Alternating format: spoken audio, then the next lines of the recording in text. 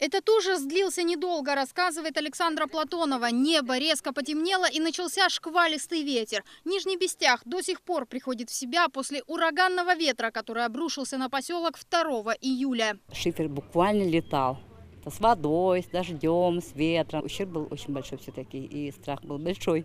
Райцентр Мегино-Кангаласского района принял на себя основной удар стихии. Порывы до 30 метров в секунду, словно пушинку, переворачивали автобусные остановки, срывали крыши с домов и вырывали с корнем деревья. Лишь по счастливой случайности обошлось без жертв. До разгула стихии на этом самом месте стоял каркас двухэтажного деревянного дома. Владельцы готовили здание к обшивке и утеплению. Но очевидно, что все строительные работы теперь придется начинать сначала. Чтобы оперативно устранить все последствия, в поселке был объявлен режим чрезвычайной ситуации. Благодаря добровольцам уже в первые сутки трасса Мая была очищена от поваленного леса. По предварительным данным, сумма ущерба составляет более 250 тысяч рублей. От жителей поселка поступило 12 заявлений. Это по капитальному строительству и ремонту жилых домов.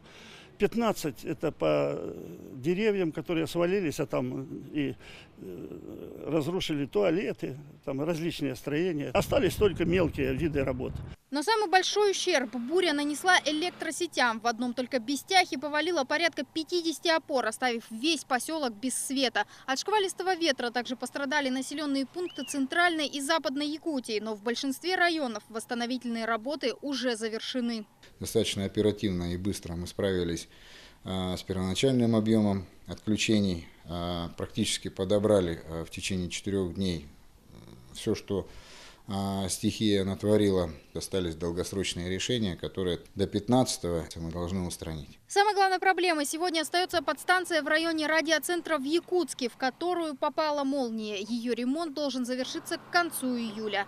Анна Лебединская, Ларион Федоров, Вести, Нижний Бестях, Якутск.